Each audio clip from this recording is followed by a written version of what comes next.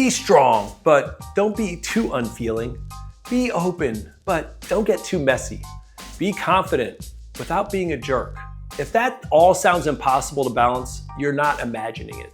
I'm Dr. David Danish, a double board certified psychiatrist, and I want to offer a calmer way through the noise about modern masculinity. Think about the moments that matter most, when a meeting gets intense, when a partner needs you after a long day and you just don't have the energy, when a friend hints that something's off and you're not sure how to step in. Those are the crossroads where outdated views on masculinity often misfire. We either clamp down and go cold, or sometimes we spill out and lose the room. What we need in those moments is not a personality overhaul at all. It's a simple move we can reach for in real time. Before I get into that approach that I use with a lot of my patients who struggle with this balance between rigid self-reliance and a fear of oversharing that may hold them back from even trying to do so, I want to anchor us in a bigger question inspired by radiotherapist Dr. Dan Gottlieb from NPR or WHYY out of Philadelphia. He's now mostly retired. Imagine yourself at the very end of your life looking back. What do you think you would hold most valuable to you at that point? What do you think would make you feel most fulfilled? It's probably relationships. Most people don't say, I never needed anyone. They say, I showed up. I could be counted on. I listened without trying to fix all the time. I kept my promises. I was present at home. That lens strips away the performative stuff and surfaces the values that actually matter. Being a good friend, a great and steady partner, a reliable family member. Keep that idea in the back of your mind for a minute. We'll get back to it. Okay, let me get into the practical move I teach many of my patients who want that deeper connection across all settings, and they find it difficult because of their outdated views on masculinity. And this approach is something I call grip and give. Think of it like a seatbelt and a steering wheel. Grip is your seatbelt, one short line that names the value you're protecting right now in that moment. Something like fair and direct, present in a tough situation, honest and respectful to others, no matter what the emotions are. On the other hand, give is your steering wheel in this situation. One tiny behavior that fits this exact moment and allows you to be that person you want to be related to your intentions and your life goals. So this one tiny behavior, this give, this steering wheel, something like ask a clarifying question. If you're upset, ask a question to give yourself a little bit more time and find out more information. Take a brief reset, take a deep breath. State your intention in a sentence or two to give that other person context for where you're coming from before you react emotionally. So again, grip keeps you from flying off your values because you know you want to be that fair-minded person who's great in relationships. And give helps you navigate the turn without overcorrecting and letting emotions take over and take you away from those underlying values. Neither pulling away and going cold or standoffish, nor sliding into vague, overly soft responses that don't maintain your sense of self. Let me slow it down and show you how this feels. Let me give you some examples. You're in a meeting and someone dismisses your team's work. Heat rises. Instead of going silent or going nuclear, you quietly grip, fair and direct. Then you give. Before we decide, can we check the assumptions behind option B? In other words, get some more clarification from them. You didn't swallow your frustration and you didn't swing a hammer either. You turned the emotion into a clear move that honors who you want to be.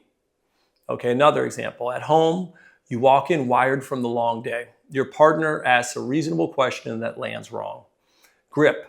I want to be present and connected at home with my family. The give here, honey, I'm wound up from work. Give me 10 minutes to reset and then I'm all yours. 2 sentences. Honest, contained, and aimed at connection. With a friend, you usually keep things light. You sense they're struggling. Grip, you want to be that reliable and real person, that real friend who was there. So the give here, hey, you seemed off earlier. Want to talk tomorrow? One honest beat and one follow through turns acquaintances into best friends. Gottlieb's lens plugs in beautifully here. Take 60 seconds right now to write a single line you'd be proud to have said about you at the end of your life. Fair under pressure, present at home, told the truth and made people feel safe and heard. That's your legacy line. It becomes your go-to grip when the moment gets you feeling a little bit loud emotionally. Then you give one behavior that would make that sentence true ongoing on an ordinary day at work when things are tough. A few tips keep this tight and usable over and over, no matter what the setting is. Keep your grip real and short. 5 or 6 words you can remember in the heat. If you don't want it in a eulogy, it's probably not your true value. Keep your give tiny and behavioral. One question just to add a little buffer. One boundary like a deep breath. One next step before you react verbally.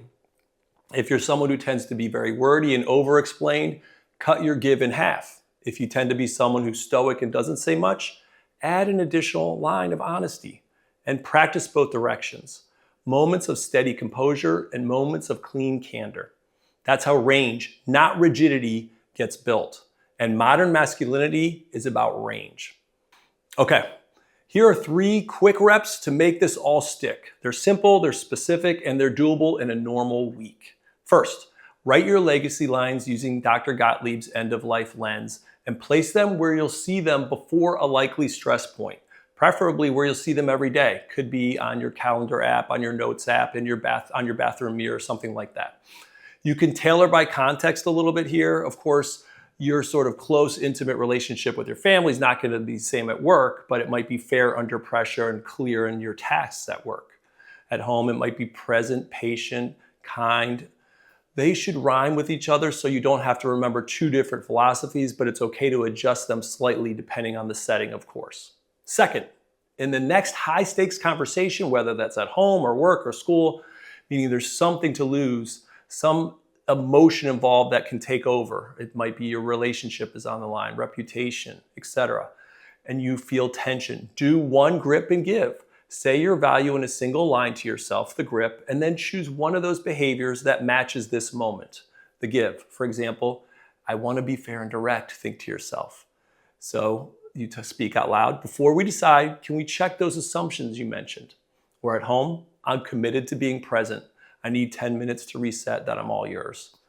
Third, strengthen connection with one low-lift outreach that combines honesty and follow-through. Pick someone in your life who matters, maybe someone you're not already so close with, and send a short message that bumps the depth by 1 notch and locks in the next step. Crazy week on my end, could use a quick catch-up. Coffee Thursday at 8 o'clock? One real line, one concrete plan. Small, repeatable, and they compound fast. What you'll notice over time is that people start to feel your strength rather than just hear about it. You're consistent without being overly rigid. Honest without being overly messy. You turn emotion into direction and direction into action. And when you zoom out to the funeral test Dr. Gottlieb suggests, grip and give keeps nudging you toward the version of yourself you actually want to be remembered by. Fair when it's hard, present when it counts, and steady in the turns. If this hit home, try 1 rep today. Write the line you'd be proud to hear at your funeral. Grip it before your next hard moment, and give one small behavior that makes it real. If this video helped, please like, please subscribe, please share it with someone else who might be searching for a little bit more meaning in their life.